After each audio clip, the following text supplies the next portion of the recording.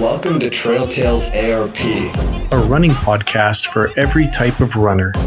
with Sean Soban and Russell the Runner. Hi, everyone. It's Russell the Runner here with Trail Tales ARP. And today we have an exceptional and amazing human being and ultra runner on the podcast today, Adam French. Actually, not the first Adam we've had on the podcast this year. It's shout out to my other friend, Adam Kopany. And it's amazing to have Adam French here on the podcast. I had the pleasure of meeting Adam in Alberta at the Iron Horse Ultra, and Adam has had an incredible life journey. He has journeyed 35 different 100-mile ultra marathons over the course of his life. A couple of those are 150 miles long. He's been ultra running for a long time, clearly based on that, and we're lucky to have Adam join us on the podcast today. How are you doing, Adam? Well, I'm doing great, great, Russell. It's great to chat with you again. It was good to meet you there at St. Paul a few weeks ago, and I'm looking forward to having a good discussion here tonight. Amazing. And it was amazing to meet you as well. Just with your long beard, I just, from the moment I saw you, I said, I need to meet you. and to me, your beard is as long as of a life journey that you've had. And it's been amazing. And so let's get started with, I'm curious. You've clearly been running for decades. Just from more of a grassroots level, what continue to be the most rewarding aspects for running for you in your life? Well, at the basis of it all, I love running. Like I just love running. It's minus 10, minus 15 or something here this morning, and I'm out running because I love running. Too easy to stay inside and not do it. But what I love about the sport, beside the fitness piece, is just the people. People like you. People that you just meet from all walks of life that you wouldn't necessarily come across through work or whatever. But you get out there on a trail and you meet people. For me, I love running races. I love finishing and occasionally finishing at the front, but it comes back to those people and those stories and those experiences you get to have with others and help each other get to the finish line. Like that's at the core of it for me. Absolutely. I love everything that you just said. There's so much more to be said about community and friendships and the relationships that you start off with, and they build and they grow. And certainly with regards to running, an amazing thing is that once you see someone else running, it's almost like there's a direct connection right away, isn't there? Absolutely. So I was thinking about some of my, I guess, most enjoyable runs and results, and this one comes from a couple of years ago. I was running a mountain race in Kananaskis. It's in Alberta. It's the Iron Legs 100-kilometer mountain race. I'm not built for mountains. Anyway, running with a few guys at the start, and there was this guy Max, and I'd never met him before, but he was running with us. He'd done massive amounts of vert during his training, done huge hours, but he'd never run 100 Ks. And so we ran together, and then he disappeared. It's like, okay, he's having a great race. I'm not going to see him again. And in this race, you go 60 odd kilometers, and then you have an out and back of I think it's 10 or 11 kilometers. So you get to 60 odd kilometers, this aid station, and there's Max. He's just sitting there it's like, what are you doing? It's like, I'm done. It's like, you can't be done. Like you've done all this training. It's like, no, I'm done. It's like, yeah. Okay. It's like, how can I get him out of his chair? How can I get him to move? And then I said, well, I'll walk with you. We'll walk up the hill because it's an out and back. We'll walk up and we'll come back. No, I'm done. And it's like, well, what other excuse? Well, I've given up my number. It's like, I can get your number. Like, I know where it is. It's over there. Like, I can get it. No, thanks for the offer. Okay, you have a good run, he says. So I head up the mountain by myself, and again, a couple of things on this day were the best things I've seen. One was I got to the top and I turned around, and you can see like right down, just about all the way back to the aid station. Way off in the distance, there's this person coming up wearing these neon shorts and this bright shirt. And it's like, that's got to be Max. And sure enough, there he was hiking up the mountain. And I get back to the aid station, and on the way past it, it's like, you got to keep going, just move on. And I get back there and picked up another guy that I'd been running with earlier. He was having a bit of a down. And so we're running, we get to the next aid station. It's dark, horrible, miserable day. And there's this lady there. She goes, "Are you Adam?" It's like, "Yeah, I'm Max's fiance." It's like, awesome. He is still going. And sure enough, he got to the finish, like DFL. But he got to the finish line. And that was the highlight for the day. Like, I finished, I had, a good run, wasn't great, but that was it. Like, a few days later, when I found out Max had finished. And so I roll that forward a couple of months later. I'm doing a 100-mile race in Lethbridge, a Lost Soul Ultra. And this year, I ran 130 kilometers on the dry weather course. And then it started pouring. And we got pulled off the course and had to go back to the start line and to go onto the wet weather course and run with the 50K runners the next morning. So in the middle of a race, it gets paused and you're sitting around cold and wet. But on the morning of the race, I often write something down that's going to inspire me and keep me going. And I had this bit of tape on my wrist, and I just wrote on it, "Be like Max." Like, just get to the finish. So sit around, cold and wet. 50K runners start milling around and go out there. And this guy comes up, gives me a great big hug. It's Max. And it's like, and I'm there sort of cold and miserable. And it's like, "Hey, you got to see this." And I take my watch off and show him this. Here he is, grabbing my arm, racing around to his fiance. I go, "Hey, look at this." It's like, wants to be like me. It's like, and that's it. That's what this is all about. It's all about helping people achieve amazing things, and they help me achieve amazing things. So it's a fantastic community. Absolutely. I truthfully, I'm in love with that. You're an incredibly talented storyteller, and that those experiences couldn't be more meaningful. And I'm grateful that you met Max, and that you could be a part and such an incredibly important part of his first 100-kilometer ultramarathon journey. It's beautiful. It's moving, and as you've said, it's and wisely so. It's the core of our beautiful sport, and if it wasn't for you, Adam, huge credit for you, because he was convinced that he was done. In which we always believe, well, not always, but at times we very much believe that we're finished, and this is part of the magic and the romance involved in ultramarathoning. It's that mental fortitude and the power of community and lifting each other up. And as you lifted Max up on that day, and it led to a life-changing day for him, and in finishing that journey and having an incredible journey. And you downplay your journey and run that day, because I know you've had so many and a tremendous amount, albeit it's we should downplay your journey, albeit I fully understand how someone's first 100-kilometer journey is special, and and how the emphasis would be placed on that. It's amazing how small of a world this ultra running community is, and that you ran into them, and that you had so wonderfully written "Be like Max" on your arm. That's a beautiful thing that shows how great of a human being you are, Adam.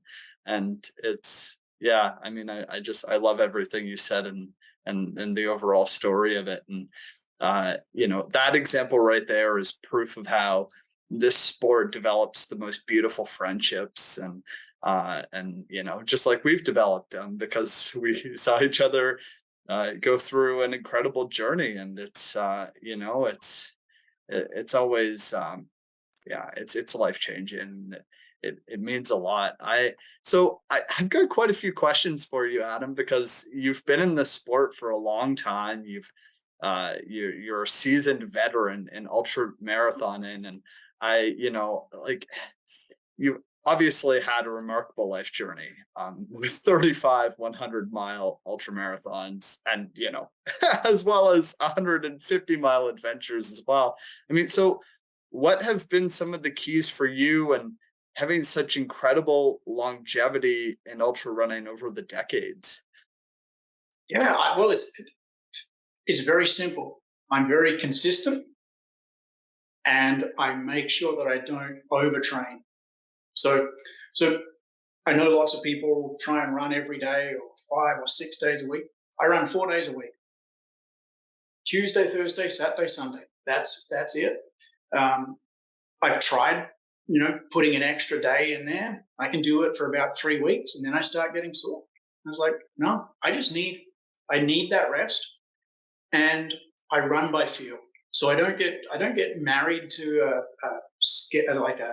a program, or I have to run this distance or this fast. It's like I run by feel. My run this morning, it's like, yeah, I wasn't feeling it. It was cold, so I walked to the hills. But that's all good training as well, because you're going to walk in 100 miles. So I practice walking. I always make sure I have bottles with me, because that's what I'm going to have during a race. So whether I'm going for 5 miles or 15, it's like I've got my pack on. I'm sort of just always race ready. And I'm consistent. I try and do 150 miles at least every month. And, that means 35 to 40 every week. So I do that year in, year out, all seasons. I do get on a treadmill, but rest and consistency has really been the key for me. And I'd say where it shifted was when I started running, when I moved to Canada, I ran with a group 3 times a week. And I fooled myself that I was running 3 times a week, because I'd let work would get in the way. I'd miss a run here or miss a run there. And when I changed jobs, I made the decision that work wasn't going to influence my running. And I became really stubborn on it. So it means sometimes I'm getting up at 4 o'clock in the morning to go for a run, because I had to go and catch a plane to go to a meeting. Or if I was in meetings all day and I hadn't run in the morning, it's like I'm jumping on that treadmill in that hotel and I'm doing my run just to get it in. And it built a habit. And that going to that 4 times a week consistently, that really was where it changed. That all makes perfect sense. I know when we were talking, obviously at the Iron Horse Ultra, that you were mentioning 4 days a week, which seemed that that's obviously very reasonable, and overall 150 miles a month. I mean, that's 1,800 miles a year, or in the very high 2,000 kilometer range, which that actually tends to be what I do as well. And although that I'm much younger than you are, I've had one injury in 5 years of running, and I had one huge year of running where I ran over 4,000 kilometers, and I was grateful that that actually wasn't the year that I was injured in. Albeit the year after, I found that I needed to add in extra, just different exercises, cross training on the bike, strength training. Do you do quite a bit of strength training, like even once or twice a week, or do you ever hop on a bike for some cross training? No, I don't. I've got a bike. I don't enjoy riding it, so I don't. And you can probably see pictures of sheep in the background. So I farm sheep, and parts of the year we're hauling water to them. So I'm not sitting there pumping weights, but I'm this morning I was probably carried a couple of 100 kilos of water around over the course of an hour or so. So it's I'm just physically fit that way. Um, yeah, so no, essentially I run. That's what I do. Yeah, no, that makes perfect sense. In which that's my family lives on a farm in Ontario, and based on that, I have a special appreciation for the work that you're doing with sheep there. My family also has sheep on the farm, and that's I mean that's very physical work. I know that actually my twin sister has built some very strong strength through the sheep work, and which based on that, I mean that's your strength training, and it actually works. It's unconventional, albeit necessary for life. It's and your lifestyle. And you must enjoy doing that, right? Oh, I do. Yeah, I love it. I love it. It's yeah. I always wanted to be a farmer, and I found a way to make it happen. That's amazing. And obviously there's parallels. I mean, this may not relate to much of our audience, albeit, there's parallels between the hard work of farming and the hard work that goes into uh, ultra marathons, right? And but that could be in anything. It's even if you just have a regular job that you work at on a consistent basis, that builds the work ethic, and could also translate to you building a work ethic and running as well, because it's all effort you put into yourself in life, right? Absolutely. I look at lots of the consistency I have around running really served me well in a corporate function. It's like do the right things, and the results will happen. Be it running, be it sales, be it leadership, but find out and work out what are those right things that you need to do, and then be really deliberate and consistent, and amazing things can happen. Absolutely. I have a profound appreciation for everything that you just said there, because there's many parallels between life, career, and running, or even ultra running. And those are meaningful things to always consider and reflect on as we go through life. But my next question for you, Adam, would be with regards to the 100 plus mile distances specifically. Would you have any advice in terms of mental preparation and logistical planning for those who are perhaps looking into getting into this distance, and being successful at it? Yeah, it certainly it is a huge part of it is mental. There's no doubt about that. And I go back to my first marathon. I worked up, I ran that, and when I got to the finish, I couldn't imagine running another step more than that 42.2 kilometers. But then when I got to the 100K, it was like I couldn't imagine running a step more. And it's still the same. Whatever I've prepared myself for, at the end of it, I can't imagine doing another step. So the 100 mile, yeah, up in St. Paul, I wasn't about to run another 5 miles. It's like I'd done my 100 mile. Same with the 150, but it's visualizing it and preparing yourself for it, because it is going to be hard. Like it's always hard. There's going to be the peaks and valleys, but you have to want it. It can't be something that you just do it on a whim. You have to want it, and then prepare for it, and be prepared to go through those hard times. But know, and for me is knowing that I can go a long way so long as I keep moving. Absolutely. Those are all profound and meaningful comments in terms of how we go through the journey of life, and specifically with regards to your journey, because I agree with you. After my first, uh, actually, in my journey, it was unconventional. My first goal in terms of very long distance was the marathon.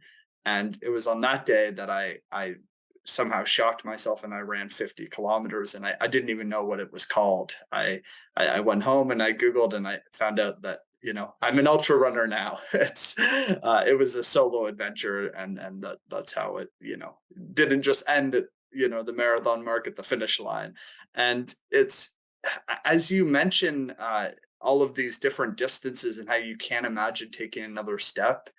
And then you you end up dreaming about those next distances. And based on that, I mean, that's how you've been so incredibly successful, and had such an amazing journey in life. Do you have any specific mantras with regards to when you're going through those hard times in a very long distance ultra marathon, specifically 100 miles? Do you have any specific mantras that you tell yourself when you're going through those times? I do. It's I'll tell another story here. So, but I grew up in Australia. If you haven't worked out from the accent, playing Australian rules football, and I was okay at it. I wasn't great, but I used to get so down on myself when I dropped the ball, and I'd swear at myself, like, guarantee I'm going to drop the ball the next time, because I just go in tense and yeah, you're just not prepared. And I had that same trait when I started ultra running, trail running. I'd kick a rock or a root and I'd swear at myself, and I wasn't as good. And I can't even think where I came across it, but someone came up with this, suggestion of positive mantras. And it's taken a number of years, but I trained myself. Now I'll still kick a rock, and there'll still be that split second where, but my mantra is, looking good, feeling good, running smart. And I'll say it out loud, and I'll talk to myself. But it's like, but I've trained my mind to, instead of go down that negative path, in which case I'm going to get tense and not run as well. It's like, no, looking good, feeling good, running smart. If I come into an aid station and someone says, "Gee, you're looking tired," it's like, no, looking good, feeling good, running smart. I'm doing good, and that's that positive reinforcement. And I believe it. And when you start saying it, when others go, actually, yeah, you're looking pretty good. And it's like, so it feeds itself. So yeah, that's it. Sometimes I'll write, that'll be what I write on my wrist, or I'll have it on the inside of my drop bag at an aid station. But that's what I keep coming back to. It's like, and it's all positive. It's like, looking good, feeling good, running smart. That is a wonderful mantra, and it's simple, and it has a nice rhythm to it. It rolls straight out of the mouth nicely. It's, looking good, feeling good, running smart. That's nice. I will actually use that now in my future ultramarathon journeys. It's because even if you're somehow not like looking good, or you're not feeling good, and I'd always like to believe that we're being strategic in how we're running and being smart about it, albeit perhaps we're not being the most strategic or smart about it. It's you can actually convince yourself by just saying that to yourself and putting it in your mind firmly that it's true. And I mean, this is how you've come so far in life and in ultra running, correct? Absolutely. That's how we get there. And it was just that, you start shifting it from that potential negative into a positive. It's like, it's freeing. It's like, yeah, I can do this.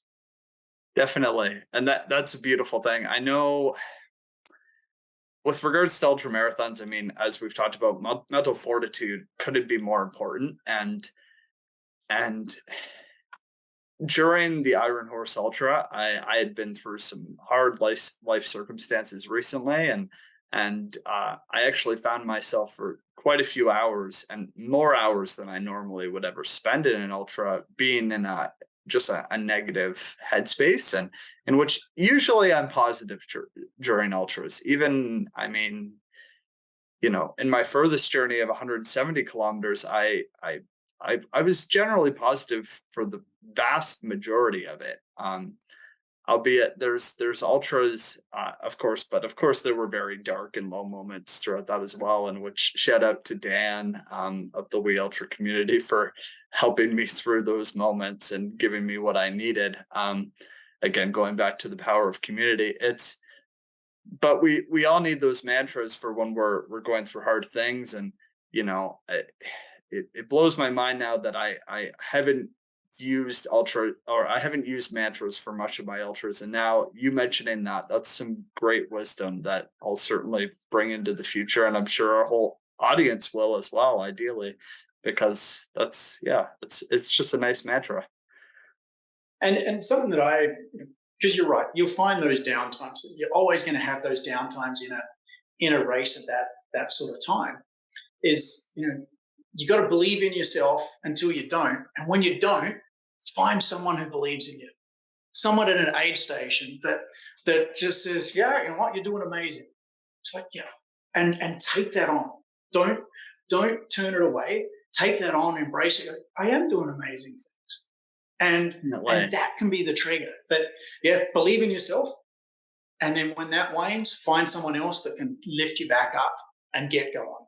Definitely, that's all couldn't be more true. And at the Iron Horse Ultra, when I got to the third aid station, which is 66 kilometers, I mean, these aid stations are so far apart. I was convinced that I was done at that aid station. I'd been having stomach problems and just going through a mental negative spiral all day. And it was shout out to Jackie and Sam, who I spent actually 40 minutes at that aid station. And I was convinced I also needed to warm up. It was a very cool day. And they're the ones who helped me get out of there. And that's proof to your advice right there. And, going back to your example with Max, it's all finding those people who will help you out and then you'll help them. And then that creates this beautiful dynamic that you can go much further than you think you can. Absolutely. Absolutely. And it's an amazing community. Like, we're so fortunate to be part of this. It is. I mean, it's a true privilege. And it's, the other day, one of my close friends, shout out to Johnny Garcia, he sent me this wonderful statistic, and albeit it's sad in ways to me. Apparently, over the past couple of years, there's been 75,000 people to complete ultramarathons. And that's actually the equivalent to the Boston and New York City marathons. And that goes to show how rare it is, our involvement in the sport. And I find it to be wonderful because it's, there's such an intimate relationship that you build with people in the sport, because we're rare and unique in our own ways. Albeit, I find it sad as well, because it would be nice if there would be more people that would be involved in the sport. Yeah, I think it comes down to a lot, but people just they don't have that belief. They don't believe enough in themselves to know that you can do it an amazing amount. Like, and you don't have to, like, there's no way I run 100-mile race from start to finish. There's like, I walk a lot of it. And we do sit down and we eat, and but for people to not necessarily understand that there's all of these different elements that go into it, but you've got to have the courage and the confidence to sign up and then front up and see what it's about. And I've had races that I haven't finished, and I learned so much from them, but it didn't stop me from signing up for the next one. It fueled the fire to want to go and give it another shot. Absolutely. You said it all perfectly there. It's the setbacks, we all have them. It doesn't matter if you're the most top tier ultra runners in the world, or you're down to the average humans who were going after it in our daily lives. We've all had the setbacks, and it certainly couldn't be more important to have the confidence just to go for it and just to see how it goes. And I find that in my early days of ultra running, I would put a lot of pressure on myself to achieve my arbitrary goals. Truthfully, all the goals that we set are arbitrary. And based on that, I mean, I've learned since just to go into it. And, yes, there will be a certain amount of stress, because you want to achieve your goals and your dreams, albeit to go into it with the mentality of, what I'm sure you would agree with, of if it doesn't pan out, then you learn from it, you grow from it, and it's on to the next. And that takes some of the pressure off, which I find to be effective. Would you agree, Adam? Yeah, it's it's self-imposed pressure, absolutely, and that's what makes these running ultras unique. Is if you say, yeah, I'm a road runner, I'm going to run a marathon. You finish that, the first thing you're going to get asked on Monday morning when you go to the office or go for coffee is like, did you qualify for Boston? Like, or did you go sub 3? It's like, and chances are, if you tripped over in front of someone in that, there'd be a foot in the back of your head as they're running to hit their time. Ultra running, it's like someone trips over, it's like, we're stopping, we're picking them up. And have you got enough to eat? Do you need something? It's a different thing because the times are irrelevant. It's the journey, because every course is different, every day is different. It could be hot, could be cold, rainy, wet, whatever. So it's less about the time and more about the journey and that experience. And because it is such a small community, I think we're then, we then gravitate to those that we come across on the course because there's someone else out here on this trail experiencing it with me today. And we share that and we build those bonds that we've all done as we've come across people on the trails. And we remember their names and we remember the stories. All beautiful words by a beautiful human being in yourself. And it's, yeah, I mean, while I mentioned earlier it would be nice to have more people involved in the sport, I would say only so many more, because there is a magic to what you just said of there's someone else out here. I remember in the Iron Horse Ultra, I'm going through one of the fields and this was past the 45-mile mark, and up ahead, I see two human beings and I'm amazed by it. And, I shared some miles with them and we got through to the fourth aid station at mile 56, kilometer 90. We shared over 10 miles. I didn't even know I would run into them. And then we shared over 2 hours of these beautiful trails and wonderful terrain together. And yeah, there's always these opportunities to do that in these life-changing journeys, and that's the magic of it all. You said it all spot on, Adam. And so I'm curious, like diving into what does your nutrition look like during these day-long efforts? And with regards to pacing, do you have a specific pacing strategy that you'd like to hit throughout the day, before the night? And do you have you had pacers for a good amount of these 35 100-mile ultras?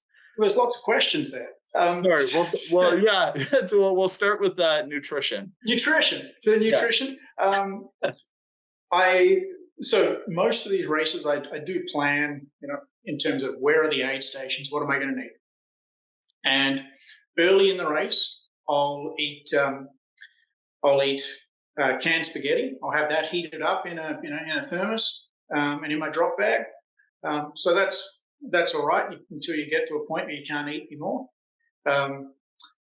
Puddings, so just like your little snack and go puddings that you'd see in a kid's lunch kit. It's 100 calories. You can shovel one of them in probably 15 seconds. And I always try and leave an aid station with something in my hand, be it a packet of chips or some cookies or just something sort of real food. And I try and eat at least something every hour. So if it's a long stretch, like we had an Iron Horse, I'll make sure I'm taking a gel about every hour, sort of thing, just to try and keep topped up, because you can't ever consume enough. But if you can slow the depletion rate, then that's been the ticket for me. Later on, I get into soup or whatever they have at the aid station. So it's a lot of sugar and a lot of salt. I like chips, so they're easy to take. Grab a bag of them and chuck them in your pocket and have another one. You're eating on the way up. I also I run with a vest with two, like a bottle vest. So I have two bottles, one water, one Gatorade. And I worked out that 12 minutes was the sort of the cadence of needing to drink something. So I have my watch has a timer of 12 minutes, and I'll just I have to drink each time that timer goes off, and I choose: do I want Gatorade? Do I want water? It works. It works for me. Some people drink Tailwind or whatever the other pieces, but I say Gatorade is fantastic because I can get it at any gas station in the country. So if it's like, you can pick that up, and I know it works for me, and away we go. So that's kind of my thing. I got to eat and drink consistently, and then the final piece is I about every 3 to 5 hours I'll drink some of this stuff called Gastrolyte or Hydrolyte. It's oral rehydration stuff that you would give kids if they had an upset stomach. It tastes terrible, like it's like drinking sort of fruit flavored salt water. But I'll mix that up, and that I find is good for me in terms of just keeping my salts up, so I don't run into any depletion there. So that's my strategy. It's worked for me. Sometimes I can eat 7 or 8 gels in a run. Other times I can only get through 3, and then I'm dealing with whatever's at the aid station. That I'm fascinated by some of the nutritional elements you included there. I'd actually never, I hadn't heard of canned spaghetti or pudding before, in which those actually both seem appealing to me. Perhaps I should try those. Those are great ideas. And then what was that called again? Gastro. It's for your stomach in order to ease your. Yeah, Gastrolyte or Hydrolyte. You find it in the pharmacy or the pharmacy section of the supermarket. It's just these crystals. Just mix it up, drink a slug of that, and it's worked for me for years. That's great to hear. And you take that every 3 to 5 hours just to ease your stomach a little bit more, even if you're not having stomach problems at all. Well, it's not so much about the stomach problems. It's more for the salts that come in it. So because we're sweating so much, so that's the reason I would take it. That makes sense. That's just in terms of preventative measures, right? Yeah, and to ensure that you're getting the salt in that you need, and which chips are a great form of salt as well. That's excellent. That's fantastic. Now, diving into pacing, Adam, what tends to be, I mean, I know you mentioned run by feel, which of course is, common sense and is a good approach. With 100-mile ultra marathons specifically, do you tend to aim, especially for the Iron Horse, which only has so much daylight? And I know that you finished it in 24 hours. And as you've mentioned before, time doesn't matter. It is overall about the journey, albeit there are cutoff times to consider, which matter if you want to finish this specific event. Do you have specific targets throughout these ultra marathons that you'd like to hit every 3 or 4 hours or through the day, and just in terms of overall pace? It varies. The races vary so much. So if I've done the race before, then I'll go back and I'll look at, I just wear a Timex Ironman watch, and I'll have my splits there for each aid station. So that gives me a reference to look at. And if I don't have history with the race, I'll tend to look at past finishing times, and again, small communities. There's someone that I know them about their pace and what pace did they do. And I always, I'm always slower than what I project, but I try and get a bit of a sense of this first leg is going to take me 2 hours. And so am I an hour 50 or am I 2:15? It's I'm good.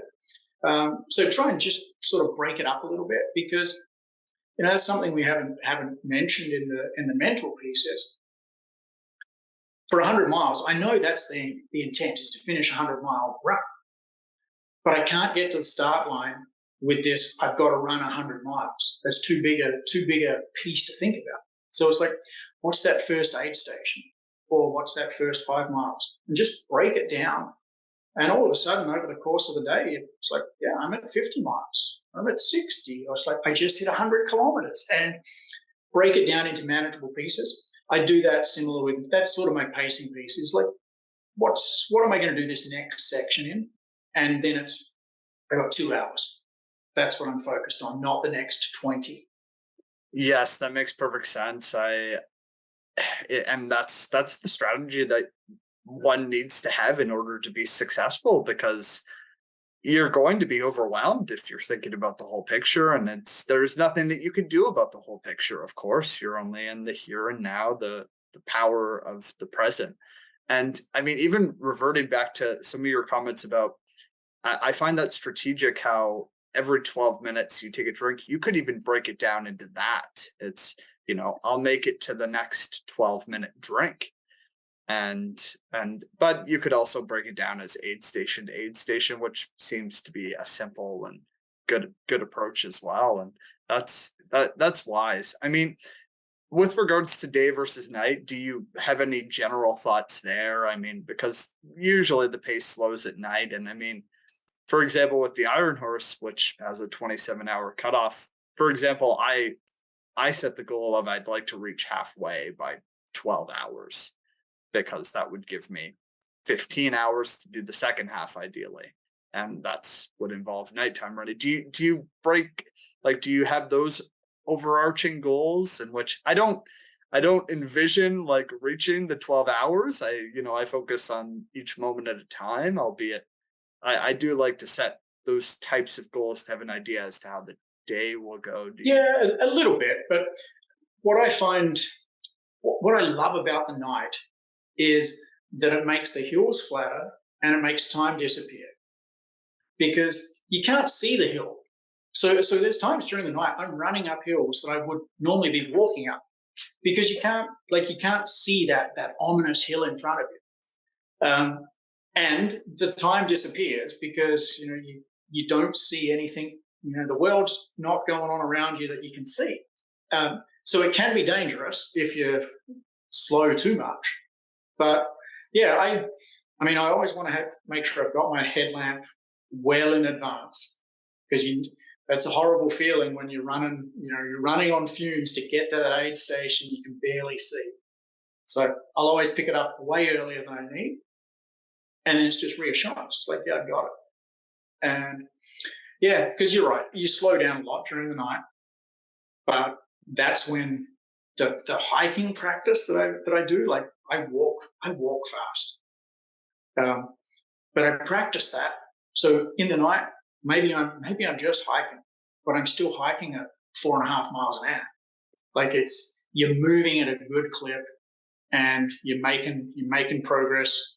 And when the sun comes up, it's amazing what that bit of sunlight does for you. It is. That's all. I like how I appreciate your overall thoughts there, and placing an emphasis on specifically walking and power walking at an efficient pace. That couldn't be more important, and especially with regards to the night. And yeah, as you say wisely, I always find it fascinating how society disappears and time becomes invisible. In a sense, it's a deeply powerful thing. Do you typically have pacers for these journeys? I mean, I know throughout my journey, I've never been able to essentially have anyone lined up for pacing. It's, if I end up with someone the odd time, it does happen, but usually most of my ultras have been on my own. Has it been similar for you? Very similar. I've only had pacers in 2 races. They both happen to be 35. Out of 35 finishes. And they both happened to be the 150-mile distance. One of them, it wasn't planned. There was a lady that was lined up to be a pacer for someone else, and that runner dropped out. And I got into the aid station, and my wife was with me, and she said, "Oh, this lady's gonna pace you for the next leg." And it's like, okay, all right. I think she was just there for the adventure. Nice to have company for a few hours, and that was it. But the one time I did have a pacer was in Australia on the coast of Cozzy, 240 kilometres. Start on the beach at dawn, and we go to the top of the highest mountain in the country. And there was one aid station, I think. So essentially, you're self-supported by your crew, and it's all on road. So your crew just sort of bounces along and sees you. And So two people paced me for that. My crew was my dad and my wife, and they were also the two that paced me. And so I didn't. It wasn't really lined up that they were going to pace me. But Dad, to his credit, had never seen me run one of these races before. He was just there to help, and he probably did 30 kilometers with me. So here's a guy who not planning this at all. You know, he's literally in jeans, work boots, and a flannel shirt, and he's there just hiking along because that's what I needed at that stage. And he was probably 5 yards behind me, just talking, just pushing me, just company, just to keep me going on. And then the race itself, you get to the parking lot in this national park, and then it's 9 kilometers to the top of the mountain and 9 kilometers back. And so one of your crew has to go with you. So that was one of the highlights of my running was getting to do that 18 kilometers with my wife. And we walked up because it was high. I'd been out there a long time. We did this hike to the top there. Called the kids from the top. The kids were small at that stage, so they were back with Grandma. Called them and said I'm on top of Australia. And I had no ambition to climb on top of the monument. I only had to get to the monument, go around it, and the 9 kilometers back. And so that was just special to get to experience that whole journey, the 240 kilometers, and experience parts of it with Dad and my wife. I'm absolutely in love with that, hearing that journey and how your family and your kids, your wife, your dad, your kids, your whole family being involved in that adventure. And it's I'm very glad that you could spend 30 of those kilometers with your dad. Obviously, that's very meaningful, and it's amazing how he wasn't a runner, and he tagged along with you, and he made it, and he pulled you along well, and I mean it's crazy to think in terms of the numbers. I mean, that was, if I do the math, that was 1/8 of your journey that you spent with your dad, and albeit those hours spent with your dad certainly, and of course spent with your wife as well, the time that you ran with her, those hours were all, and them crewing and supporting you throughout, there was no way that you weren't going to make it through those 150 miles. It's the power of family and ultra running. I can speak to that, and that's I always say that I wouldn't have come as far as I have if not for my family. And clearly this beautiful story you've just told, it couldn't be more true as well. And that's an experience that you'll have forever, and you and your family will be able to hold on to and cherish and love. And I'm grateful to have heard that story. It's a beautiful one, Adam. Thank you. Yeah, that's another tip I'd have for people when planning one of these races is you have to want it as yourself, and your crew has to want it as well, and they need to know what their role is. And some of my early races that I didn't finish, it was because I didn't know what I needed, and nor had I prepared my crew, who largely is my wife. I hadn't prepared her to say, no, if I'm saying I'm done, your job is to get me out of this chair and get me moving. And it's incredible now seeing her at races. So back to Iron Horse. There was a guy who I'd convinced to run the 100-mile there, and he hadn't drunk or eaten anything for the first 2 legs. And his partner was there, and my wife's going, I'm gonna be the cranky wife, and I'm gonna tell him what he needs to do, and we're gonna get him out of here and get him going. And because she knew what you need, and she knows the frustration when you don't finish, that sadness. And between his partner and my wife, they got him to eat a whole heap, they got him warm, they got him moving, and he finished. But he couldn't have finished if he hadn't started eating. So we all rely on that crew and that support to help us get out of that aid station and get going.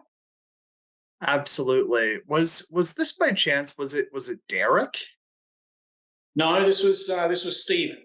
Steven. Okay. I didn't have the pleasure of meeting Steven. I know that the Iron Horse 100 miler only had like there were only 6 people who finished the full 100 miles, albeit I don't think I somehow didn't meet Steven. I didn't have the pleasure.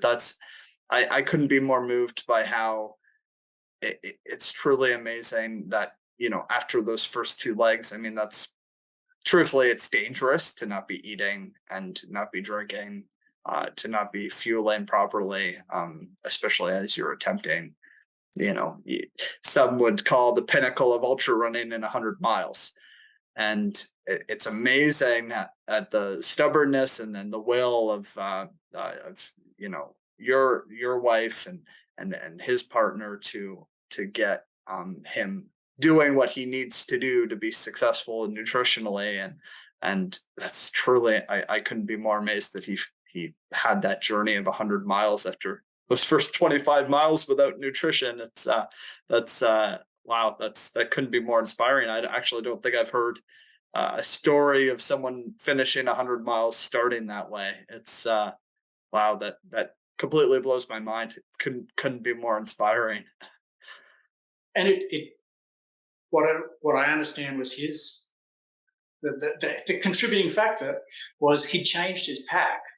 So he had this different pack for this race, and his pack was full, but he wasn't using it, and that's the reason that I went to bottles. I had used to run with a Camelback, the bladder type thing, and I crashed out of a race thinking that I'd been drinking and everything, and I crashed out, and my bladder was still full. It's like I hadn't drunk enough, so I went with the bottles. So now they're right there, and that timer, I pull it out, and it's like I need to be drinking a bottle an hour, and if I haven't, then I better take a couple of bigger slugs of it.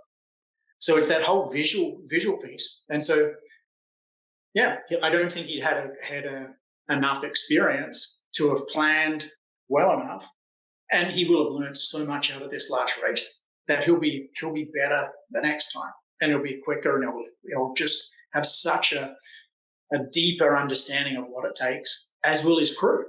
So yeah, we'll learn on this journey. Absolutely. I couldn't be more grateful that he'll have those lessons moving forward, and his experience there at the Iron Horse Ultra, obviously a truly amazing community oriented ultra marathon. Those lessons through this amazing community that he'll bring forward couldn't be more meaningful, and yeah, I mean, I like your idea of having a timer for drinking. I generally stay on top of drinking, albeit I typically more so go by feel. Um, but I like your idea with the timer. I'd actually never heard of that before from anyone. I actually plan on implementing that now. That's quite wise, and it sounds like Stephen will implement it as well from your wisdom and years of ultra running, Adam. Yeah, well, the generally I can stay on top of the drinking until I get tired, or on a cool day, it's easy not to drink, but you're still sweating, you're still losing all that fluid. So yeah, I just found most of the time I'm ready to drink just as the timer is about to go off, and that's good. And there's other times where it's like, oh yeah, I wasn't even thinking about it, and I need to. So it's a safety net, and I'm sure it saved me at times. Absolutely. It most definitely would, because it couldn't be more critical. Anyways, I want to jump into the final question I have for you, and this what's been an amazing conversation here, Adam. I'm curious, what are your big dreams for the future in ultra running? Do you have any specific goals beyond 150 miles? Are there any personal journeys that you're looking on taking on aside from events, or are you perhaps looking at some of the 200-mile ultras perhaps in the future? Well, 200 is starting to become intriguing. It's it's a different beast. The 100K is a different beast than the 100 mile, and 150 mile is you're out there for 40 hours sort of thing. 200 it's getting to be intriguing. And yeah, I'm not sure if I'll do one, but it's become intriguing in the last couple of years. Really, for me, this year, this was a big year, 2023, because I got my 10th finish at Lost Soul in Lethbridge. So there's only 5 people have done the 1,000 miles at Lost Soul. So I'm number 5, and I wanted to get 15 at Iron Horse, and so I achieved that. So that was really been my focus for a number of years, to get to those thresholds. I'm not sure. I'm really not sure. I still have. I've done a couple of 24-hour races, and I can get to 100 miles and get there comfortably, but I haven't been able to get much beyond that. And so I wonder what more could I do in a 24-hour race? And that's where I think I'm going to have to focus on pacing differently and working out a real strategy. Particularly, so one that I've done a couple of times is Survivor Fest in Sherwood Park near Edmonton, and it's on a track, so it's easy to manage, but it's a different beast. So I've got the 100 mile, got the buckle, but what could I do? I don't know that I've got 200 kilometers in me in 24 hours. I'm pretty sure I'm not that level of elite, but could I get to 180? I don't know.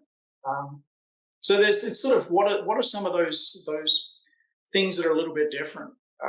I'm actually signed up. I don't know if you've seen it. It was only announced a couple of weeks ago.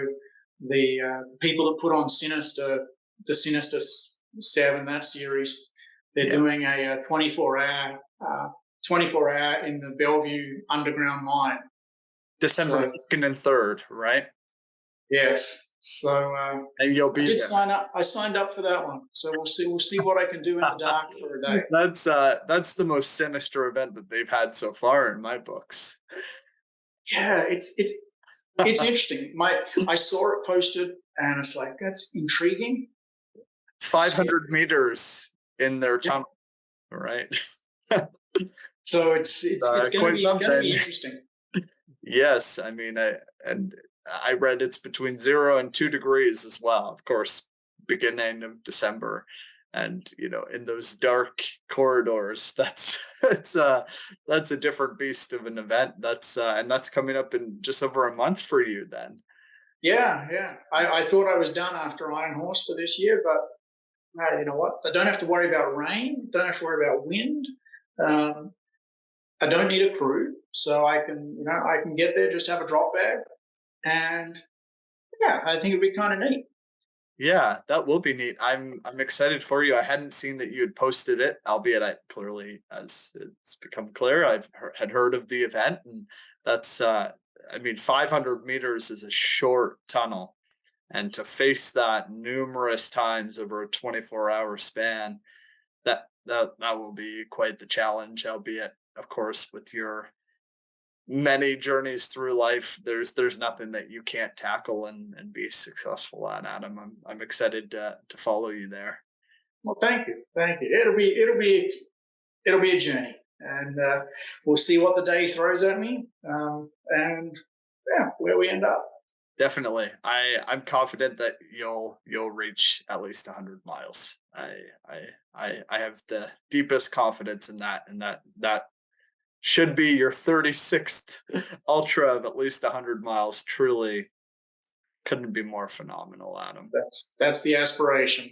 322 laps of that tunnel, and I'll get there. Actually, it's more than that.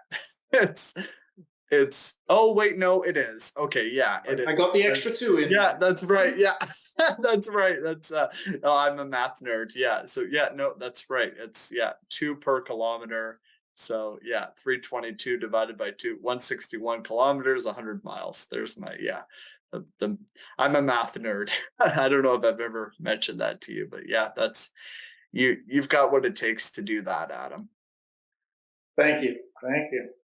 Absolutely. What other questions have you got for me?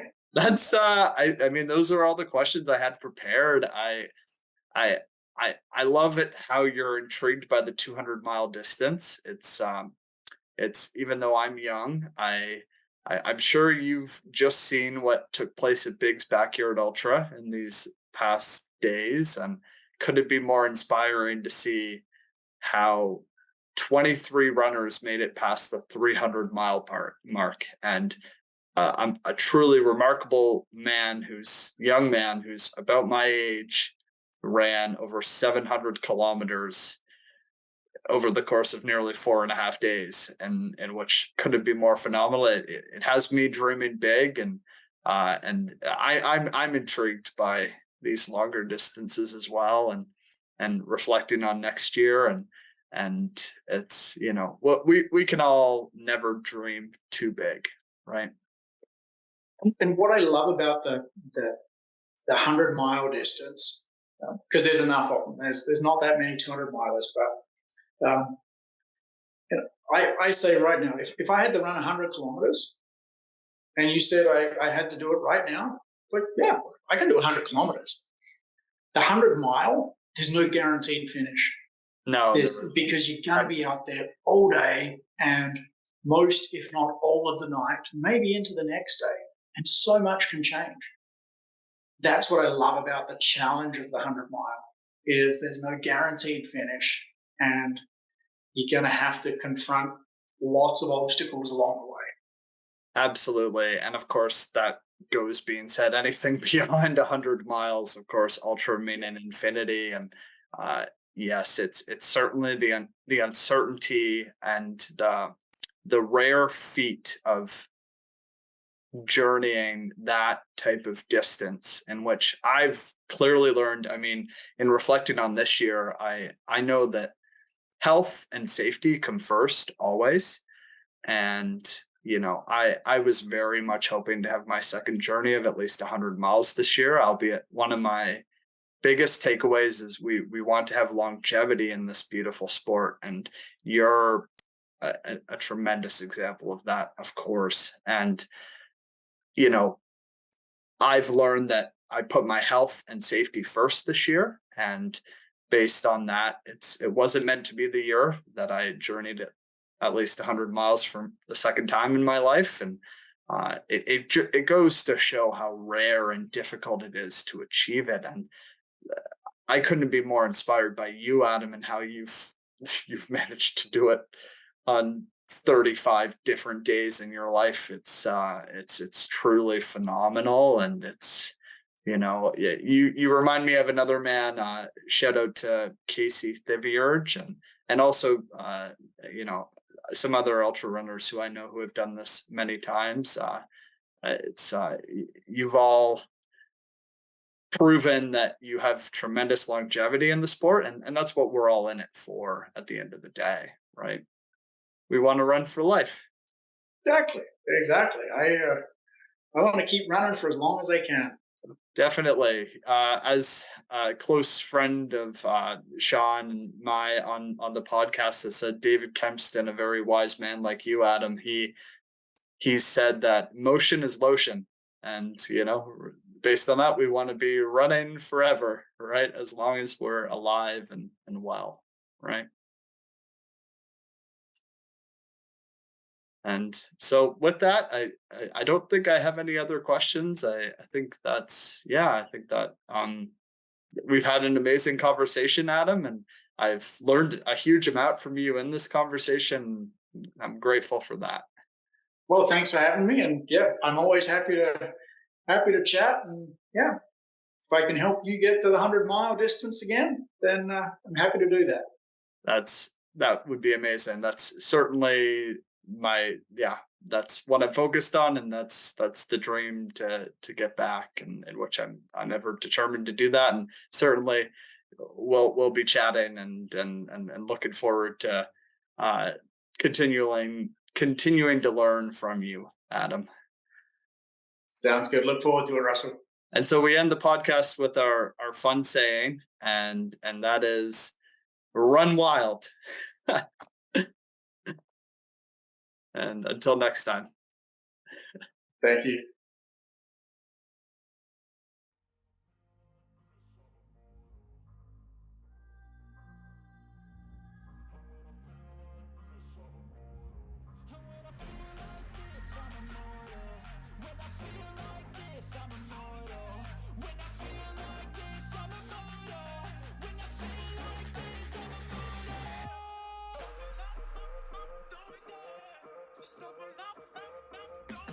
And that's a wrap on this episode of Trail Tales ARP, a running podcast from Sean Sobon and Russell the Runner. Thank you very much for listening. Don't forget to follow us on Instagram at trail_tales_ARP. Check out our YouTube channel at Trail Tales ARP, and you can catch us on Spotify, Apple Podcasts, or wherever you get your podcasts from. Please don't forget to subscribe and leave us a review. Catch you next time. Run wild. No, I'm never turning back. I won't stop. I'ma fight until there's nothing left. It's so what? You're gonna be hurting bad, cause I've been to hell and back. You don't wanna make me mad. I stay strong. You will never see me crack. And if you get in my way, you gonna feel the wrath. Gotta say it to my face while he's looking back. Mirror breaks after math. When I hate, I attack. And when I feel like this, I'm immortal.